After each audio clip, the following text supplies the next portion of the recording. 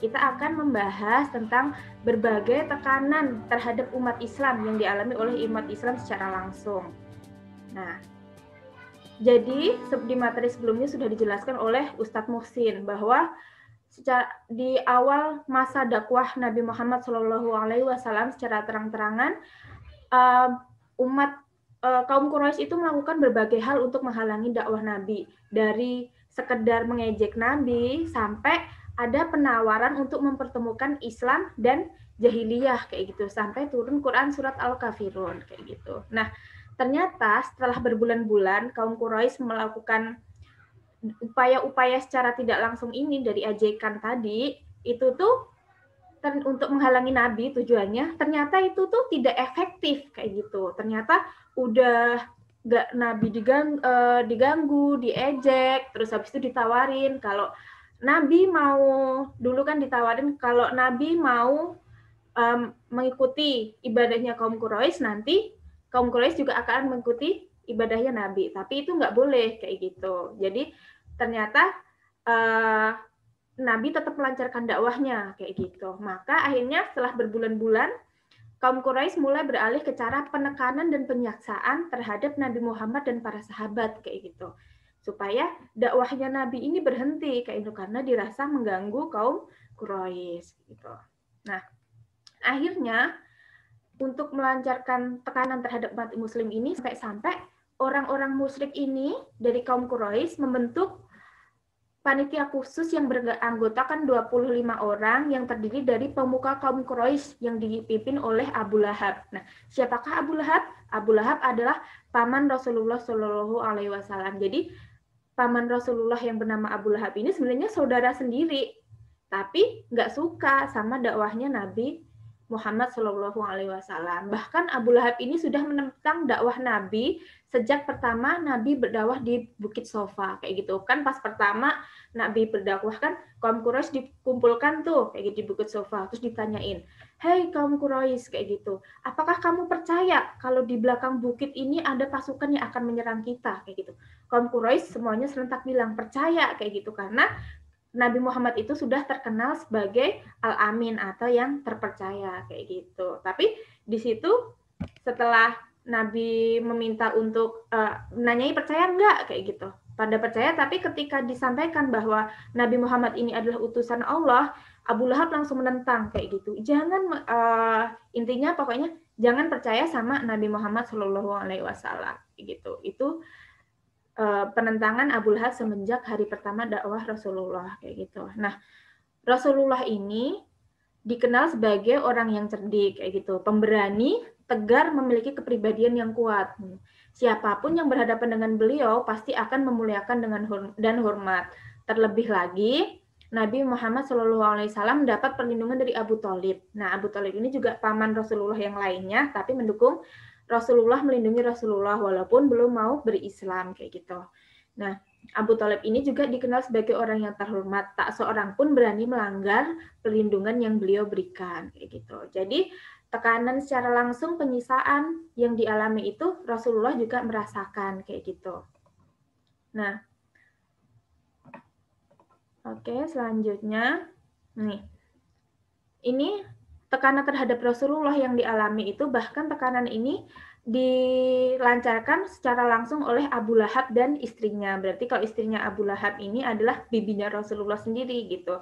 Namanya Ummu Jamil kayak gitu.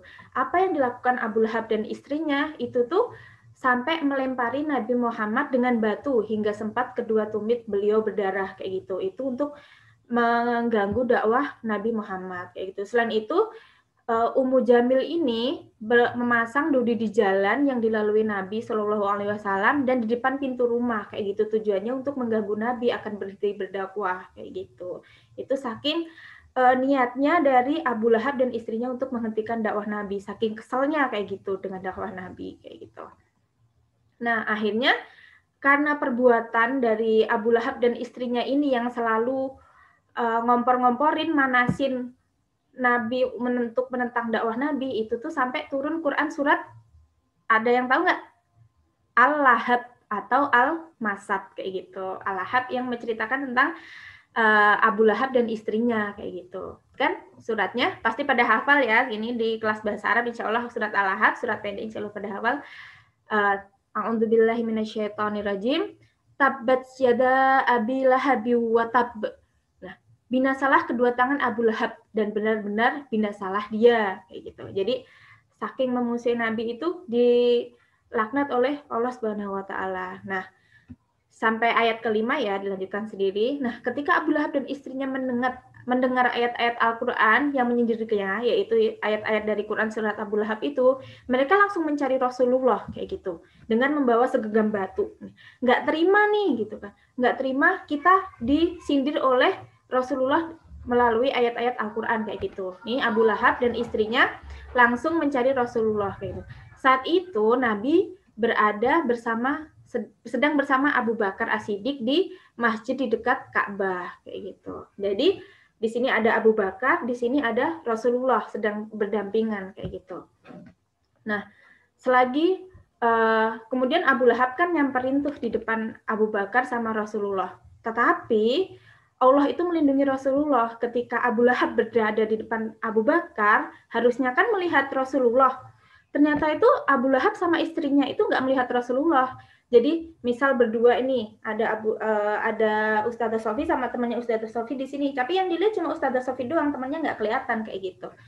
Jadi yang ada Abu Bakar sama Nabi Muhammad, cuman yang kelihatan cuma Abu Bakar doang. Jadi orang-orang si Abu Lahab sama istrinya itu nggak bisa lihat Nabi Muhammad kayak gitu karena Allah menutupi pandangan terhadap Rasulullah sehingga ia hanya melihat Abu Bakar kayak gitu. Nah di depan Abu Bakar istrinya bilang nih bicara ke Abu Bakar, wahai Abu Bakar, di mana temanmu? Kayak gitu. Temanmu maksudnya Nabi Muhammad ya. Kudengar dia menyindirku. Demi Allah, andai kata aku melihatnya, tentu akan kutimpukan batu ini ke mulutnya kayak gitu kan, bawa batu tuh. Kalau melihat Rasulullah, itu tuh si Ummu Jamil istrinya Abu Lahab tuh mau menumpukan batu tadi ke mulutnya Rasulullah kayak gitu. Tapi Allah menutupi pandangan Abu Lahab dan istrinya sehingga akhirnya karena nggak melihat Rasulullah, merasa nggak melihat Rasulullah, Abu Lahab dan istrinya berpaling meninggalkan Abu Bakar kayak gitu. Akhirnya Rasulullah terlindungi, nggak jadi ditimpuk kayak gitu. Nah, selain itu tadi adalah beberapa kisah dari penekanan terhadap dan siksaan terhadap Nabi kayak gitu ya dari kaum Quraisy. Nah, ini ada juga sahabat ini yang sudah masuk Islam itu disiksa oleh kaum Quraisy kayak gitu. Salah satunya Bilal bin Rabah kayak gitu. Ada yang tahu Bilal bin Rabah? Yaitu muazin ya, muazin dari budak yang berkulit hitam kayak gitu. Nah, Bilal bin Rabah saat itu menjadi budak dari Umayyah bin Khalaf kayak gitu. Umayyah bin Khalaf ini juga temannya Abu Lahab, pemuka kaum Quraisy kayak gitu. Dan dia tidak menyukai Nabi Muhammad kayak gitu. Bilal ini mengalami banyak penyiksaan kayak gitu dan salah satunya yang paling keras yaitu suatu hari dia dibawa keluar selagi matahari tepat di tengah ufuk. Jadi lagi panas-panasnya itu dibawa ke padang pasir gitu. Lalu dia dilentangkan di padang pasir Mekah dan Umayyah meletakkan batu yang besar lalu diletakkan di atas dada Bilal dan memintanya mengingkari Nabi Muhammad. Nah, si Umayyah bilang, tidak demi Allah, kamu tetap akan seperti ini, disiksa di tengah padang pasir, ditindih batu, hingga kamu mati, atau mengingkari Nabi Muhammad, serta menyembah Lata dan Uzza, kayak gitu. Lalu, apa yang Bilal ucapkan, kayak gitu? Bilal hanya bilang, saking kesakitannya ya, di atas padang pasir yang panas, masih ditindih sama batu, Bilal hanya berucap, ahad, ahad, ahad, kayak gitu. Ahad artinya apa? Bahasa Arab nih, kelas bahasa Arab harusnya tahu. Ahad artinya apa? Ada yang tahu ahad? Satu. Iya, satu sih. Satu kayak gitu. Jadi maksudnya bilang ahad, ahad, ahad itu Bilal menyatakan bahwa Tuhan itu hanya satu kayak gitu. Bilal tidak mau menyembah Lata dan Uzza kayak gitu ya. Nah, selanjutnya ada lagi tokoh yang kita ceritakan di sini itu Ammar bin Yasir kayak gitu. Ammar bin Yasir ini adalah juga budak dari Bani Makhzum. Dia masuk Islam bersama ibu dan bapaknya kayak gitu. Nah, ini orang-orang musyrik yang dipimpin Abu Jahal menyeret mereka ke tengah padang pasir yang panas lalu menyiksa mereka kayak gitu. Jadi bertiga Ammar bin Yasir, ibu dan ayahnya dibawa ke tengah padang pasir panas, mereka disiksa kayak gitu hingga akhirnya ayah dari Ammar bin Yasir ini meninggal. Ibu dari Ammar bin Yasir bagaimana? Ia juga meninggal, dia ditusuk menggunakan tombak kayak gitu. Dan akhirnya ibu dari Ammar bin Yasir ini namanya Sumayyah, dia menjadi wanita pertama yang mati syahid dalam Islam. Sedangkan Ammar yang masih hidup, ini Ammar nggak meninggal, harus menghadapi siksaan yang lebih menyakitkan kayak gitu. Disiksa, dia dipaksa untuk mengingkari Nabi Muhammad kayak gitu. Nah, selanjutnya, jadi ini tadi tokoh yang kita bawa ada Bilal sama Ammar bin Yasir ya kayak gitu. Lalu melihat situasi yang seperti itu, langkah apa yang yang diambil oleh Rasulullah kayak gitu. Nah, langkah bijaksana yang diambil dari Rasulullah adalah untuk menghadapi tekanan-tekanan ini, penyiksaan ini adalah beliau melarang orang-orang Muslim untuk menampakkan keislamannya. Jadi orang-orang dari sahabat Nabi ini dibolehkan untuk tetap berislam kayak gitu, diminta untuk tetap berislam tapi sembunyi-sembunyi dulu kayak gitu karena kondisinya belum enak kayak gitu, belum situasinya belum kondusif kayak gitu. Jadi kalau mereka menampakkan nanti takutnya mereka akan disiksa lagi kayak gitu. Terus orang-orang musyrik akan berupaya melakukan segala cara untuk menghalangi dakwah Nabi Muhammad kayak gitu. Nah, selain itu beliau tidak menemui mereka kecuali dengan cara sembunyi-sembunyi kayak gitu. Jadi Rasulullah menemui mereka melakukan dakwah terhadap sahabat-sahabatnya ini masih dengan cara sembunyi-sembunyi kayak gitu. Tetapi di sisi lain Rasulullah tetap menampakkan dakwahnya dan beribadah di tengah orang-orang musyrik kayak gitu. Karena kalau Rasulullah kan mendapat perlindungan langsung dari Allah Subhanahu wa taala kayak gitu. Nah, ini tentang Darul Arqam kayak gitu. Jadi orang-orang muslim ini tetap mengadakan pertemuan secara sembunyi-sembunyi demi kemaslahatan diri mereka dan kepentingan Islam. Tempat tinggal Al-Arqam bin Abil Al-Qam Al-Makhzumi yang berada di atas Bukit Sofa dan terpencil dari pengintaan mata-mata Quraisy menjadi markas dakwah sekaligus tempat pertemuan orang-orang muslim semenjak tahun kelima nubuwah kayak gitu. Jadi pertemuan secara sembunyi-sembunyi ini dilakukan di tempat tinggalnya Darul Al-Arqam atau kita kenal dengan Darul Arqam kayak gitu. Nah, ini sekilas materi tentang penyiksaan yang dialami oleh oleh Nabi Muhammad dan juga para sahabat kayak gitu. Nah, kira-kira dari teman-teman ada yang mau ditanyain dulu nggak nih dari kisah ini? Atau mau ada yang ditambahkan kayak gitu? Ada nggak? Ya, ini ternyata ini ya pertemuannya ini karena menggunakan Zoom meeting-nya gratisan, jadi waktunya sudah habis. Jadi nanti ada yang ditanyakan nggak kira-kira? Nggak ada. Nggak. Oke, sip. Kayak gitu insya Allah bisa dimengerti ya semuanya. Nah, alhamdulillahirrabbilalamin, kita telah sampai di akhir materi pada pertemuan pertama. Tidak banyak, tapi insya Allah semoga teman-teman mengingatnya kayak gitu. Jadi kesimpulannya dari cerita ini apa?